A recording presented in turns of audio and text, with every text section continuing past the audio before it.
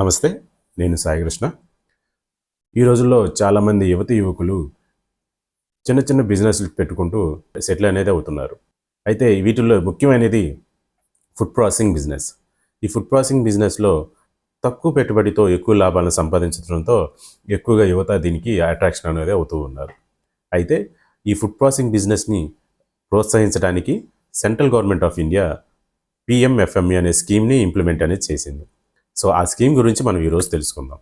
మొదటగా food processing సంబంధించి ఒక చిన్న వివరణ అనేది ఇస్తాను.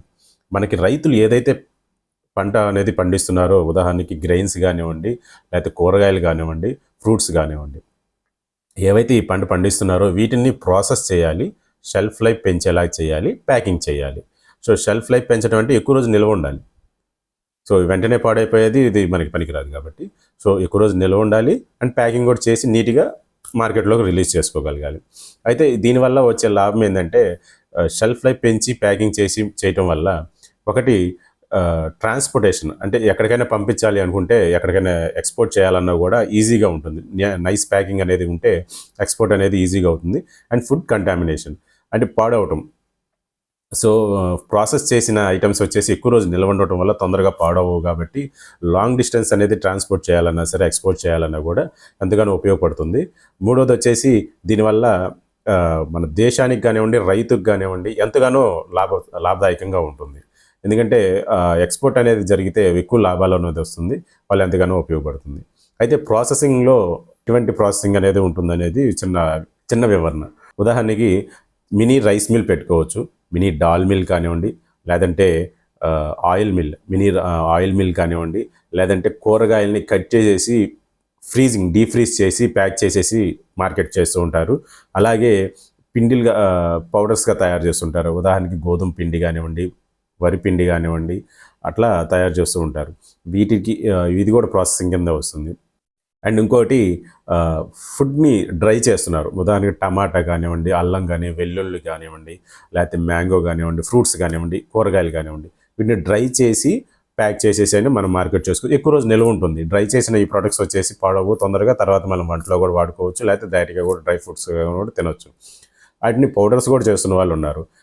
ఉదాహరణకి అల్లం పౌడర్, వెల్లుల్లి పౌడర్, ఉల్లిపాయలు కూడా డ్రై చేస్తున్నారు, టమాటా పౌడర్. సో ఇలాంటివి చేసుకుంటూ ఉండొచ్చు. వీటిలో ఓన్లీ కూరగాయలకి సంబంధించేనా, ఇంక వేరికి ఎందుకు పనికిరాదా అంటే, ఈ నాన్ వెజ్ ఐటమ్స్ ఉదాహరణకి మీట్, ఫిష్, కోళ్ళు, వీటిని కూడా ప్రాసెస్ చేసి డ్రై చేసి ప్యాక్ చేయొచ్చు, లేదా ప్రాసెస్ చేసి కుకింగ్ కూడా చేస్తారు. కొంతమంది కుకింగ్ చేసేసి డీఫ్రీజింగ్ చేసేసి మార్కెట్కి రిలీజ్ చేస్తూ ఉంటారు. ఇది మీరు మళ్ళీ స్టోర్స్లో చూస్తుంటారు, చాలా పెద్ద స్టోర్స్లో ఇవన్నీ కనపడుతూ ఉంటాయి. ప్రీ కుక్డ్ అనమాట, ఆల్రెడీ రెడీ టు ఈట్ అంటారు వీటిని. అంటే మనం తీసుకొచ్చి ఇంటి దగ్గర పొయ్యిలో వేసి ఒకసారి బండిలో వేసేసి తినేసేసుకోవచ్చు. రెడీ టు ఈట్ అంటారు. సో ఈ విధంగా తయారు చేసుకుంటూ ఉండాలి. నెక్స్ట్ మెయిన్ వచ్చేసి ఈ ప్రాసెసింగ్ చేయటం వల్ల వచ్చే లాభం ఏంటి. ఉదాహరణకి బ్రెడ్ తీసుకుందాం. ఇది గోధుమ పిండి నుంచి తయారు చేస్తారు. మనకి గోధుమలు ఉండే ఖర్చుకి అండ్ బ్రెడ్కి అయ్యే ఖర్చుకి చాలా వేరియేషన్ ఉంటుంది. డైరెక్ట్గా గోధుమ పిండే తీసుకుంటే 40 రూపీస్ 50 రూపీస్కి వచ్చేస్తుంది. కానీ ఒక బ్రెడ్ మాత్రమే 40 రూపీస్ అవుతుంది. సో ఆ కేజీ బ్రెడ్తో 2-3 బ్రెడ్లు 4 బ్రెడ్లు అయినా చేయొచ్చు. సో దీనికి వాల్యూ యాడిషన్ అనేది జరుగుతుంది. సో ప్రైస్ అనేది పెరుగుతుంది అండ్ ఎక్కువ ఇన్కమ్ అనేది కూడా వస్తుంది.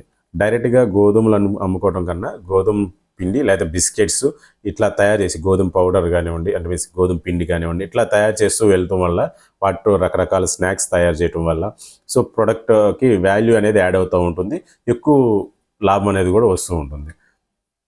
అయితే ఈ స్కీమ్ కింద వేటికి ఎలిజిబుల్ ఉంటుందనేది ఒకసారి తెలియజేసుకుందాం. మొదటగా ఈ mini rice mill, mini dal mill, అలాగే ఈ ఫ్రూట్స్ నుంచి జ్యూసెస్ తయారు చేయటం కానివ్వండి, లేకపోతే కూరగాయలు వీటిల్లో వాటిలో సాసెస్ తయారు చేసుకోవచ్చు, లేకపోతే ఫ్రూట్స్ కానివ్వండి కూరగాయల నుంచి డ్రై చేసేసి వాటిని ప్యాక్ చేయొచ్చు, లేకపోతే వాటిని పౌడర్ చేయొచ్చు. డ్రై చేసిన ఐటమ్స్ని పౌడర్ చేయొచ్చు. బనానా డ్రై చేసి పౌడర్ చేయొచ్చు. అలాగే టమాటా కానివ్వండి, అల్లం కానీ, వెల్లుల్లి కానివ్వండి, ఇట్లా డ్రై చేసి పౌడర్ చేసుకునేవి. స్పైసెస్ని ప్రాసెస్ చేయడం కూడా దీని కింద పెట్టుకోవచ్చు. ప్రతిదీ మన రైతు పండించిన ప్రతిదీ కూడా దీని కింద మనము పెట్టుకుంటూ ఉండొచ్చు. అయితే ఈ స్కీమ్ గురించి ఒకసారి మీకు తెలియజేస్తాను. ఇది ప్రధానమంత్రి formulation of micro food processing entrepreneurs, PMFME అంటారు. ఇది 2020 సంవత్సరంలో దీన్ని ఇంప్లిమెంట్ చేయడం జరిగింది. ఇది ప్రతి రాష్ట్రంలోనూ ఇప్పుడు ఆల్రెడీ జరుగుతూ ఉంది. చాలామంది దీని కింద తీసుకుంటూ ఉన్నారు. సబ్సిడీ కూడా వెంటనే రిలీజ్ అవుతూ ఉన్నాయి. అయితే ఈ స్కీమ్ కింద మెయిన్ ఉపయోగం ఏమిటంటే, మీరు ఏదైతే మిషనరీస్ కావాలనుకుంటున్నారో ఫుడ్ ప్రాసెసింగ్కి సంబంధించి అవసరమైన ఈ మిషనరీస్కి ఈ స్కీమ్ కింద లోన్ అనేది ఇస్తారు. ఈ ఈ మిషనరీస్కి 35% సబ్సిడీతో మీకు లోన్ అనేది ఏర్పాటు చేయడం జరుగుతుంది. ఈ స్కీమ్ కింద ఎవరెవరు దీనికి అనర్హులో మనం ఒకసారి తెలుసుకుందాం. దీంట్లో ఫస్ట్ వచ్చేసి హోల్సేల్గా చేస్తూ ఉంటాం. హోల్సేల్గా కొన్ని స్పైసెస్ కానివ్వండి, వేరే ఏదైనా తీసుకొచ్చేసి అమ్ముతూ ఉంటారు. సో వీళ్ళకి ఈ స్కీమ్ కింద ఎటువంటి లోన్ రాదు. రెండోది హోటల్స్ కానివ్వండి, లేకపోతే రెస్టారెంట్స్ కానివ్వండి. హోటల్స్, రెస్టారెంట్స్లో మేము ఇంతకుముందు చెప్పాను నేను, ఈ స్కీమ్లో వచ్చేసి ప్రాసెసింగ్ జరగాలి, షెల్ఫ్ లైఫ్ పెంచేలా చేయాలి అండ్ ప్యాకింగ్ చేయాలి. ఈ 3 కండిషన్స్ ఉంటేనే మనకి ఫుడ్ ప్రాసెసింగ్ సంబంధించి బిజినెస్ లోన్ అనేది ఇస్తూ ఉంటారు.